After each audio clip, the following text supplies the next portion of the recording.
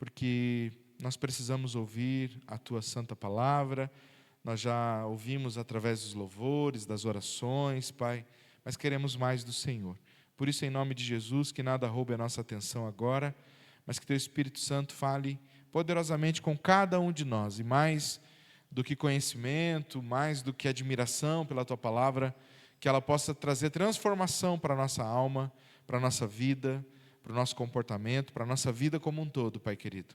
Que ela produza em nós aquilo que só a Tua palavra pode fazer, essa transformação e, acima de tudo, salvação. Senhor, oramos assim, em nome de Jesus. Amém. Louvado seja Deus. Já que só um detalhezinho, talvez seja no retorno o Chiu. Então, se você, de repente, quiser mutar o retorno do 13 aí, tá? Amados, Jesus, ele tinha estabelecido em Cafarnaum uma espécie de residência, né? A gente vai lendo ali no início dos evangelhos e a gente percebe que Jesus, ele sai da Galileia e ele se estabelece nessa região de Cafarnaum. E em Cafarnaum, Jesus faz muitos milagres. Lamentavelmente, Cafarnaum, mesmo tendo visto tantos milagres, as pessoas não se converteram. Foram poucas pessoas que se converteram, que aceitaram Jesus. As pessoas mais duvidaram de Jesus naquela região. E Jesus até faz uma predição, diz assim, que Sodoma e Gomorra teriam mais misericórdia do que aquelas cidades, porque se eles tivessem visto os sinais que foram feitos em Cafarnaum, eles tinham se arrependido. Mas em Cafarnaum, mesmo diante de tantos sinais, aquelas pessoas não se arrependeram. E esse é um desses milagres que foi realizado nessa cidade. O texto começa dizendo que Jesus entrou de novo em Cafarnaum e que ele estava em casa. Não se sabe ao certo se essa casa era a sua casa ou a casa de Pedro, né? Ou um de seus discípulos. Mas isso também não importa. O fato é, Jesus estava em uma casa. E eu gosto dessas expressões bíblicas de Jesus dentro de uma casa. Aliás, Jesus nunca desperdiçou um convite para entrar numa casa. Jesus sempre se fez presente dentro das casas. E como é importante a gente convidar o Senhor para estar nas nossas casas. Eu sempre repito, vir à casa do Senhor é importantíssimo. Levar o Senhor para as nossas casas é fundamental. A gente fala assim, eu vou para a casa do Senhor. E é muito bom, é importante, isso que a gente está fazendo aqui essa noite, é bíblico, não deixem de congregar, né? Nós temos o exemplo dos apóstolos indo à casa do Senhor, então ir à casa do Senhor é importantíssimo, é bíblico, é mandamento, a gente deve fazer isso, devemos estar em comunhão uns com os outros, mas devemos levar o Senhor para as nossas casas também. E esse texto diz que o Senhor estava dentro de uma casa, ele estava em uma casa, e que quando as pessoas ouviram falar que Jesus estava ali, elas correram para lá. E quando a gente lê o capítulo 1, a gente vê que justamente quando Jesus foi para a casa de Simão, a sogra de Simão, a sogra de Pedro, ela estava doente. E Jesus cura aquela mulher. E no final do dia, naquela casa de Simão, muita gente se reuniu ali. E o final do capítulo 1 mostra gente vindo de todo lugar para receber a cura, para ouvir Jesus. Ou seja, aonde Jesus chegava, as pessoas corriam para lá.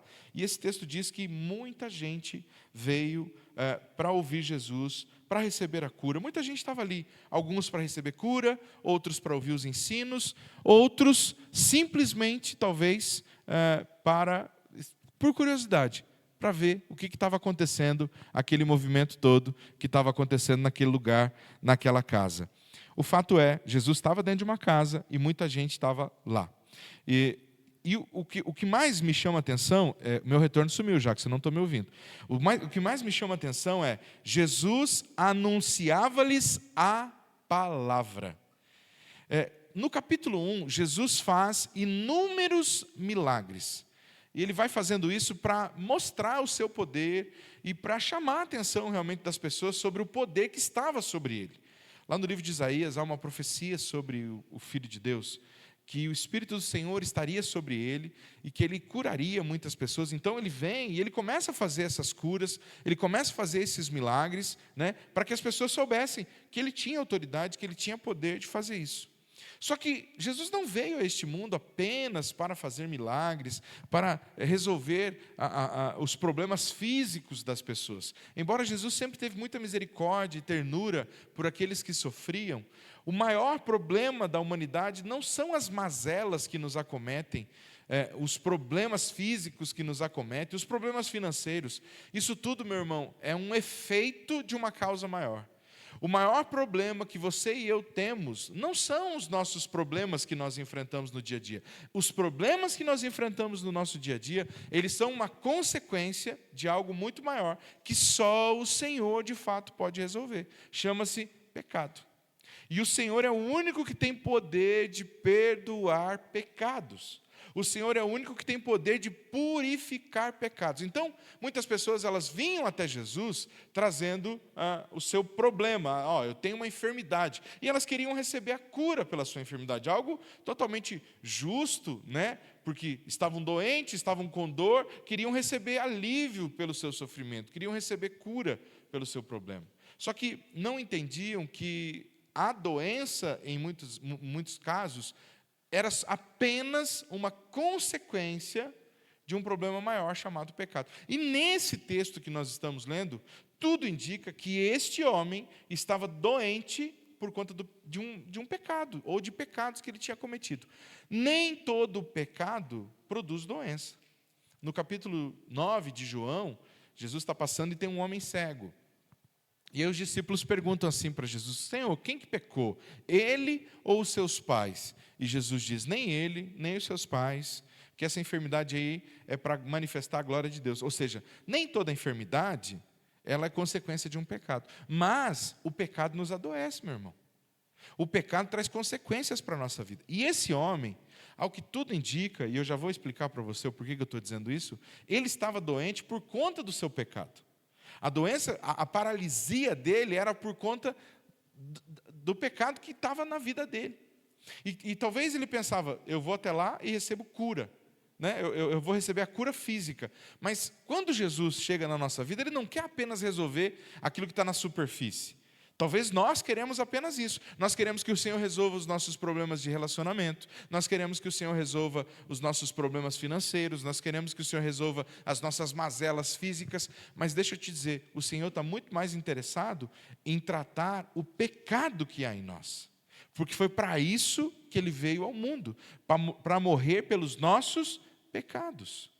Só que a gente não está muito interessado nisso. A gente nem gosta de pensar ou falar sobre isso. Aliás, a gente nem se considera tão pecador assim. A gente sempre pensa que tem gente pior do que a gente. Não é verdade? Não, mas pelo menos eu não sou igual fulano. Eu sei que tem umas coisinhas na minha vida aí que tem que acertar. Meu irmão, todos nós somos pecadores e carecemos da graça de Deus. E o texto diz então que Jesus está naquela casa e Jesus anunciava-lhes a palavra. O objetivo de Jesus então, a partir desse momento é: eu vim para curar, mas eu também vim para salvar. Eu vim para fazer vocês entenderem que eu sou o Salvador, que vocês precisam se arrepender. Deixa eu dizer uma coisa para você, meu irmão. Que bom que você veio essa noite. Mas, meu irmão, você precisa começar a ouvir o que o Senhor está dizendo para você. Nós precisamos começar a abrir o nosso coração para a palavra do Senhor. Nós precisamos abrir o nosso coração para a ministração que o Senhor está trazendo. Porque a gente vem no culto e a gente só quer sentir, a gente só quer receber alguma coisa do Senhor. E a gente às vezes não percebe que o que a gente mais precisa é da palavra. Que é durante a ministração da palavra, durante o ensino da palavra, que o Senhor vai trazer cura para a nossa alma. Que o Senhor vai trazer transformação para a nossa vida. Então deixa eu dizer uma coisa para você, comece a prestar mais atenção. Por isso que eu falei agora há pouco da escola bíblica. Porque a escola bíblica é a palavra de Deus sendo ensinada. O apóstolo Paulo, em Romanos capítulo 3, 17, ele diz assim: não me envergonho do evangelho, porque é o poder de Deus. Aí muita gente diz assim: eu quero sentir o poder de Deus. O poder de Deus está na tua mão, meu irmão. Abra a Bíblia. O poder de Deus é a palavra de Deus. O poder de Deus é a palavra de Deus. Não me envergonho do evangelho porque é Romanos 1,17, acho que eu falei 3,17, né? Não me envergonho do evangelho porque é o poder de Deus. Esse é o poder de Deus. O poder de Deus. Amados, então, o Senhor estava pregando a palavra porque o Senhor estava revelando a palavra para aquelas pessoas poderem perceber os seus pecados. E aí, Nesse momento, nesse contexto, casa cheia, gente ali para todo lado, o verso 3 diz assim: trouxeram-lhe então um paralítico carregado por 4 homens. Um paralítico carregado por 4 homens. Esse homem não tinha condição de vir até Jesus. Ele precisava que alguém carregasse. Meu irmão, você tem amigos que te aproximam de Jesus? Ou você é alguém que aproxima pessoas de Jesus? Porque esses amigos também ouviram falar que Jesus estava naquela casa. Eles tinham alguém muito querido no seu convívio, uma pessoa que estava doente, uma pessoa que precisava da graça do Senhor. E eles não pensaram 2 vezes, eles cataram aquele homem, colocaram em cima de uma coberta ou de uma padiola e vamos levar ele até Jesus. E o homem com certeza aceitou. O homem não fez objeção. O paralítico disse: bora lá, vamos lá.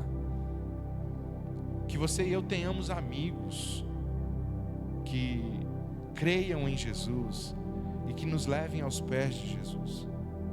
E que nós sejamos pessoas que creem em Jesus e que levemos pessoas aos pés de Jesus. Que a gente possa sempre ter uma palavra. Um dia desse eu estava vendo um vídeo, eu achei tão interessante. 2 malucos assim na academia, os caras uns monstrão assim, sabe, enorme assim. Aí, o vídeo era assim: eu quero ter amigos assim. Aí um chega e aí tal, não sei o que, e ele do nada assim começa a orar pelo outro. Aí quando um termina, o outro começa a orar por ele. Eu achei aquilo extraordinário. Eu falei assim: o crente devia fazer isso quando encontra outro. Devia já rapidamente fazer uma oração, e a oração é: Senhor, abençoa esse irmão, que ele tenha um dia abençoado, né? Um orou pelo outro ali rapidinho, assim, se abraçaram, cada um seguiu o seu caminho. Nós precisamos ser pessoas que aproximam pessoas de Jesus, que levam amigos até os pés de Jesus, né? Esses eram amigos. Eles tinham fé, mas essa fé não era uma fé inativa, uma fé apenas de palavra, uma fé passiva. Não, se for da vontade de Jesus curar nosso amigo, ele vai vir até aqui, vai ter o momento certo, não é? Às vezes a nossa fé é mais ou menos assim: se for da vontade de Deus, daí a gente não faz nada para que essa fé entre em ação. A gente acha que fé é esperar que tudo se encaixe e dê certo. Manda o currículo, faz a ligação, vai na entrevista, vai fazendo a tua parte e deixa o restante com Deus. Aquilo que você tem que fazer, você tem que fazer, e o restante é com o Senhor. Não tem essa de, se for da vontade de Deus, vai vir na minha porta. Em alguns momentos vai vir mesmo, quando a gente não tem condição. Mas se você tem condição de ir, manifeste a sua fé indo, confie. Então esses homens e esse paralítico, eles tinham fé. E essa não era uma fé passiva, era uma fé que fazia coisas. Como é que a gente faz? Vamos até lá. Como que vai? Não sei, vamos colocar aí numa coberta, em cima de uma maca. Quanto? Não, é longe, não importa, vamos, a gente vai descansando. Vamos fazer a nossa parte. E foram. Aí olha que interessante, chegam lá, olha o que o texto bíblico diz: trouxeram-lhe então um paralítico carregado por 4 homens. E não podendo aproximar-se de Jesus. Por que eles não puderam se aproximar? Porque a casa estava cheia, tinha muita gente. Irmão, do mesmo jeito que tem gente que te aproxima do Senhor, tem gente que impede às vezes você de chegar ao Senhor. Tem pessoas que são empecilhos na vida de outras pessoas para você chegar em Jesus. Essa semana a gente ouviu uma pessoa aqui na igreja. A pessoa disse assim: olha, eu estou tentando ir para o céu, mas tem algumas pessoas que estão dificultando a minha vida, viu? E eu disse: misericórdia, louvado seja Deus que não depende dos outros para a gente ir para o céu, depende só do Senhor, né? Mas tem gente que é um empecilho. Não para a gente ir para o céu, porque para ir para o céu não depende de você e de mim, depende do Senhor. Mas para a gente ter comunhão com o Senhor, sabe? Tem gente que se torna uma parede. E a gente às vezes a gente se acomoda, né? Ah, não deu certo, ah, não consegui. Meu irmão, pensa na luta de alguns irmãos para tentar estar aqui hoje. E eu imagino que você foi um desses, que foi uma luta talvez para você chegar aqui. Canseira, correu contra o tempo, né? É uma luta. E às vezes são pessoas que nos atrapalham. E às vezes a gente simplesmente diz, então acho que melhor não ir, porque a gente perde a batalha. Essa não é uma fé visível, essa é uma fé que se acomoda. A fé visível, ela vai em frente, ela se depara com os obstáculos, ela diz, não, eu vou achar um jeito, porque eu creio que o Senhor vai fazer, eu creio que Deus vai, eu tenho que chegar nele. Veja, eles chegaram ali, tinha uma multidão. Alguém poderia, daqueles 4 amigos, alguém podia dizer assim, a gente tentou, né? Bom, pelo menos a gente veio, né? Mas não, acharam uma forma. Que forma? O texto diz assim, né? Não puderam chegar por causa da multidão. E não podendo aproximar Jesus, no verso 4, por causa da multidão, removeram o telhado. Que criatividade, e que ousadia, e que loucura. Imagine esses homens subindo no teto da casa. Jesus está lá embaixo pregando e eles estão tirando telha, poeira caindo, uma movimentação medonha. E o dono da casa? Meu telhado, desce daí, seus malucos. Perceba que ninguém foi lá tirar os homens de lá, né? Por quê? Porque estavam percebendo que era um ato de fé. Havia desespero pela presença de Jesus. Meu irmão, você nem precisou tirar o telhado para vir até a presença de Jesus hoje. É ou não é? A gente nem precisou tirar o telhado. A gente só teve que entrar no carro, muitos de nós, e vir. Tem gente que tem que tirar telhados para poder chegar na presença de Jesus. Tem gente que é uma luta. Pastor Júlio ia pregar hoje, me mandou mensagem 7 horas da noite: pastor, não vou conseguir chegar a tempo, mudaram minha rota hoje, estou aqui saindo de Serra Azul agora, com esse temporal, caiu árvore na estrada. Tira telhado, uma luta, dificuldade, né? Há pessoas nesse mundo que para chegar aos pés do Senhor tem que remover telhados, e a gente às vezes simplesmente dá uma olhada para fora e está meio frio, né? Vou assistir a live, aí faz um café bem quente, põe uma coberta nos pés, aí assiste um pouco, mexe um pouco no celular e assim vai, né? E pensa que tá bom assim. Aí quer receber bênçãos, quer receber milagre, né? Meu irmão, olha a fé desses homens. Não deixaram, chegaram na porta, tem gente, não, vamos dar um jeito. Pensa subir com uma pessoa, puxar uma pessoa para você. E se o paralítico fosse do meu tamanho? Porque se ele fosse uma pessoa magrinha, pequenininha, talvez ia ser um pouco mais fácil. Mas a gente tem que pensar que podia ser um gordinho. Mas esses amigos amavam esse paralítico. Relacionamentos verdadeiros, significativos, não olham para as circunstâncias, não acham difícil, estão dispostos a subir no telhado se preciso for. Esses são os verdadeiros relacionamentos que a gente tem que cultivar. A gente precisa estar perto de pessoas assim, que estejam dispostas a tirar o telhado se for preciso para colocar a gente na presença de Jesus. Não gente que desiste na primeira dificuldade. Relacionamentos verdadeiros às vezes dá trabalho, tem que carregar o outro, tem que fazer esforço. Que tipo de relacionamento você tem cultivado? Ou com quem está se relacionando? As pessoas valorizam você assim? Você é valorizado dessa forma? Você tem valorizado as pessoas dessa forma? Subiram no telhado. E aí, mais ou menos aonde Jesus está? Jesus está nessa direção. Então destelharam lá na direção onde Jesus estava. Desceram o leito em que o paralítico estava deitado. Foram soltando por uma corda. E aí o verso 5 diz: vendo-lhes a fé. Quem que viu essa fé? Todo mundo estava vendo. Mas mais importante do que todo mundo era Jesus viu a fé. Jesus viu a fé de quem? Daqueles homens. Vendo-lhes a fé. Meu irmão, quando o Senhor olha para você e para mim essa noite, o que Ele vê? Será que Ele vê fé no meu e no seu coração? Ou Ele vê mais dúvida? Ele vê medo? O que Ele vê? E deixa eu dizer uma coisa para você: você não consegue enganar o Senhor. Nós podemos nos enganar aqui, ó, mas o Senhor você não consegue esconder dele. E não há problema nenhum se essa noite não há fé no seu coração, porque Bíblia diz que se alguém tem falta de fé, peça a Deus. Então você está no lugar certo. Talvez você precise admitir diante do Senhor, igual aquele pai que levou o filho, que era um filho tomado por um espírito maligno, e ele disse para o Senhor: Senhor, ajuda na minha falta de fé. Talvez essa é a oração que você tem que fazer essa noite. Senhor, eu ando meio sem fé. Não adianta querer esconder, Senhor, de Ti, eu ando sem fé. E talvez você anda sem fé porque justamente os obstáculos, as dificuldades, as pessoas e tantas coisas não têm levado você aos pés do Senhor. Está afastando você dos pés do Senhor. Mas que bom que essa noite você está aqui.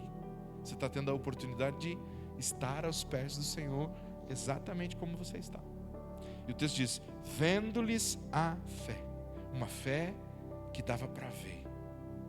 Uma fé que era visível. Uma fé que não se contentou, não ficou passiva, uma fé que agiu. Jesus disse ao paralítico: filho, os seus pecados estão perdoados. Amado, eu fico pensando que talvez num primeiro momento as pessoas ali ao redor, ao olharem para aquele paralítico e ouvir Jesus dizer: perdoados estão os teus pecados, podem ter pensado assim: muito bonita essa frase, Senhor, mas não resolve a vida desse homem. Porque é assim que a gente pensa. Porque é assim que a gente age. E o Senhor faz o caminho contrário da gente. O Senhor quer tratar a gente como a Elô cantou sábado aqui, né? As Elôs cantaram, né? De dentro para fora. Mas a gente quer que o Senhor haja, não é nem de fora para dentro, é só de fora. A gente quer que o Senhor só resolva os nossos problemas. Dentro não precisa tratar não, Senhor. Pecados, não precisa essa questão aí, não. Mas veja bem, o Senhor veio para perdoar pecados, para nos dar uma nova vida.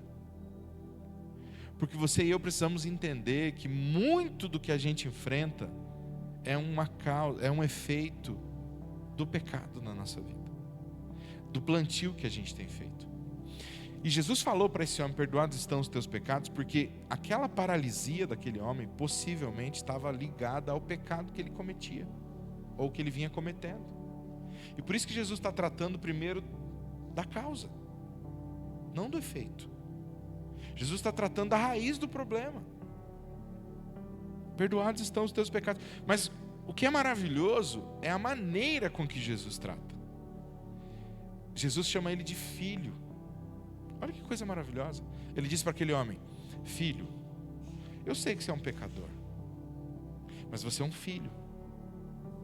Eu sei que você tem feito coisas erradas. Eu sei o que você fez, eu conheço a sua vida, mas você é meu filho. E hoje eu estou te perdoando.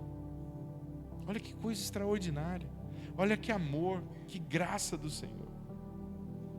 Aí quando Jesus diz isso, no verso 6 diz: alguns escribas que estavam ali começaram a pensar: mas quem é esse para perdoar pecados? Porque os escribas não estavam errados, porque o único que pode perdoar pecado de fato é Deus. Então quem é esse aí que está blasfêmia, digno de apedrejamento? O grande problema é que esses escribas, eles vieram, e Lucas vai dizer que eles tinham vindo de Jerusalém. Então eles estavam seguindo Jesus para ver quem era esse homem que faz milagre, essa coisa toda. Só que ao invés deles virem com o coração aberto, eles já vieram cheios de julgamento. A religião estava tão encrostada neles, que eles já vieram cheios de julgamentos, cheios de verdades. E não vieram com o coração aberto para conhecer Jesus, vieram para julgar Jesus. E aí então, como ele se atreve a falar assim? Isso é blasfêmia. Aí o verso 8 diz: Jesus, percebendo imediatamente em seu espírito. Ou seja, Jesus olhou para aqueles homens e ele sabia exatamente o que estava passando no coração deles. Da mesma forma que a fé daqueles homens era visível para Jesus, a incredulidade daqueles fariseus também era visível para Jesus. Por isso que eu digo para você que você e eu não conseguimos esconder absolutamente nada do Senhor. E eu fico pensando assim, que susto que não deve ter sido para aqueles escribas, quando Jesus disse assim: por que vocês estão pensando que eu estou blasfemando no coração de vocês? Por que vocês estão dizendo isso? Nessa hora, talvez a gente já deveria dizer: opa, ele não é só um profeta não, porque eu acabei de pensar isso e ele sabe o que eu estou pensando, né? Mas a dureza de coração era tanta, o julgamento era tanto, que permaneceram no pecado. E aí Jesus, ele vai dizer assim: por que vocês estão pensando essas coisas em seu coração? Verso 9: o que é mais fácil? Dizer ao paralítico: os seus pecados estão perdoados, ou dizer: levante-se, tome o seu leito e ande? Dizer: perdoados estão os seus pecados era muito mais fácil, porque perdoados estão os teus pecados. Qual que é a evidência de um perdão de pecados? Uma evidência momentânea nenhuma, na hora nenhuma. Isso pode, a longo prazo pode ter alguma evidência, mas na hora, praticamente ali, a pessoa em si pode sentir alguma coisa, mas qual é a evidência de alguém que foi perdoado? Nenhuma, né? Então Jesus está dizendo assim: para vocês, o que é mais fácil? Dizer: perdoados estão os teus pecados, ou levante? E a teologia daquela época, daqueles fariseus, ela dizia o seguinte: bom, uma pessoa que está doente por conta de um pecado, ela só é curada se o pecado dela for perdoado. Então, se o Senhor disse: perdoados estão os teus pecados, esse homem vai ter que sair daqui curado. Então Jesus ia provar para eles que ele era Deus, que ele tinha poder de perdoar e de curar. E aí então Jesus vai dizer, né: levante-se e tome o seu leito e ande.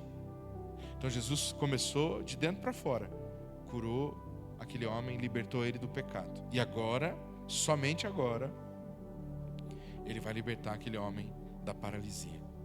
Levante-se, tome o seu leito, ande. Digo a você: levante-se, pegue o seu leito e vá para casa. Versículo de número 11.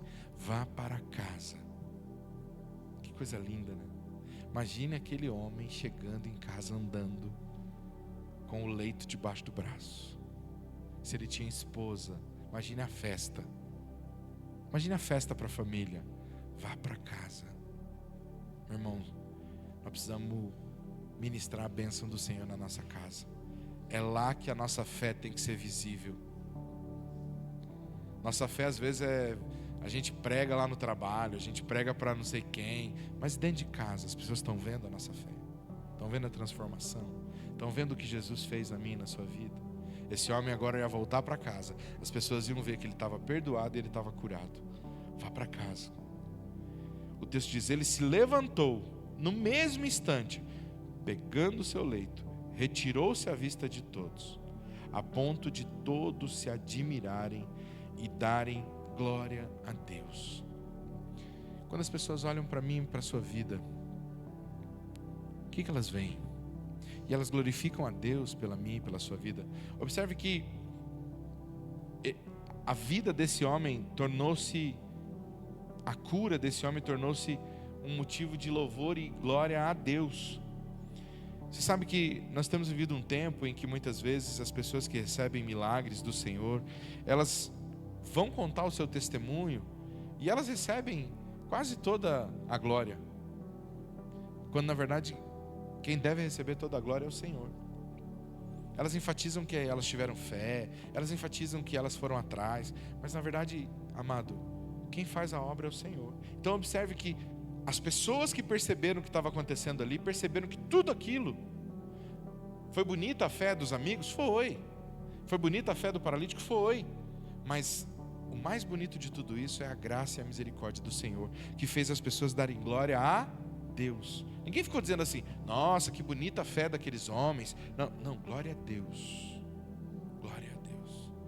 O Senhor curou. Meu irmão, deixa eu contar um testemunho para você, pessoal.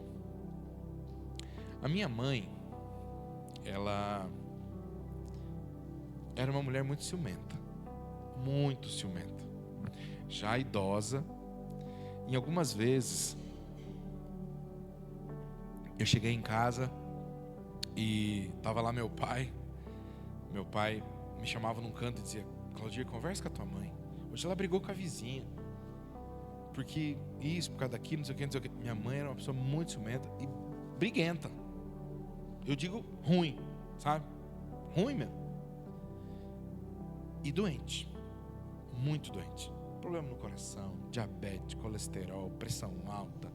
Ela tinha um reumatismo, os pés dela ficavam enormes. Ela teve um problema na vesícula, fez cirurgia, deu hérnia, um monte de coisa. Mas muitos problemas de saúde, muito. Sócia do SUS. E dura de coração, braba, ruim. Aí ela fez uma aliança com Deus. Ela veio para a igreja. E quando ela veio para a igreja, ela era analfabeta, ela não sabia ler, mas ela sentava aqui e ouvia a palavra. O Senhor começou a mudar a vida dela. Ela deixou de ser aquela mulher dura, aquela mulher amargurada, briguenta. Nunca mais ouvi ela brigando com um vizinho. Meu pai uma vez falou: depois que a tua mãe começou a ir para a igreja, ela mudou muito. E deixa eu te dizer, aquela doença arada toda que ela tinha foi saindo. Ela viveu muitos anos depois de se converter bem, saudável, porque ela vivia em hospital. Ou seja, muito daquelas enfermidades era uma consequência da dureza de coração dela. E quando eu olho para esse texto, eu vejo esse homem com essa paralisia, e o Senhor dizendo assim: perdoados estão os teus pecados, antes de liberar a cura sobre ele. E eu fico pensando, irmãos, que há alguns problemas que você e eu enfrentamos, que são consequências de pecados que nós cometemos, de coisas que nós estamos fazendo. Nem tudo, mas algumas coisas são. E nós precisamos falar com Deus sobre isso. Nós precisamos colocar a nossa vida diante do Senhor. E mais importante do que isso, não é orar ao Senhor para que os problemas sejam resolvidos simplesmente, é pedir perdão para o Senhor. É dizer: Senhor, eu quero me arrepender dos meus pecados, eu quero abandonar eles, porque eu preciso disso. Um dia eu fiz um pacto com o Senhor, eu fiz uma aliança contigo. A tua palavra diz que eu tenho que nascer de novo, e eu nasci de novo. Então, Senhor, é isso que eu quero, uma nova vida. Esse novo do Senhor na minha vida. Não caminhar no velho, mas no novo. Então eu queria orar com você essa noite, pedindo a direção do Senhor, pedindo que a gente tenha essa fé visível, uma fé que não fica passiva, esperando simplesmente as coisas acontecerem, mas que a gente vai atrás, vai em busca, vai em busca do Senhor, se coloca na presença do Senhor, não para na primeira dificuldade. E pedir para o Senhor sondar o nosso coração, se há algum pecado em nós, se há algo que a gente precisa confessar, abandonar, deixar, que o Senhor nos revele, que o Senhor nos perdoe, e que a gente possa receber a graça e o perdão do Senhor. Não porque a gente quer ser abençoado simplesmente, mas porque a gente precisa de salvação. Amém, igreja? Vamos ficar de pé e vamos orar então, nesse momento? Como a gente sempre faz, essa última oração é o seu momento com Deus. Então abra o seu coração diante do Senhor, fale com Ele agora. Conte para Ele suas dores, seus problemas, tudo aquilo que está no seu coração essa noite. Abra o seu coração para Ele. Fale com o Senhor agora.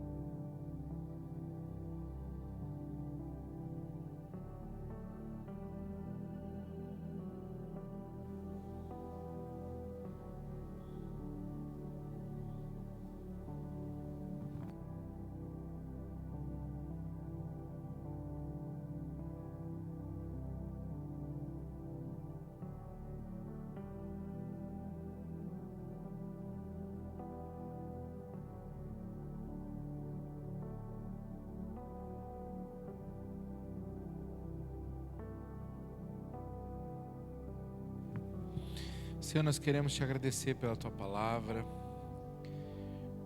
O salmista Davi diz: sonda-me, ó Deus, e vê se há em mim algum caminho mau.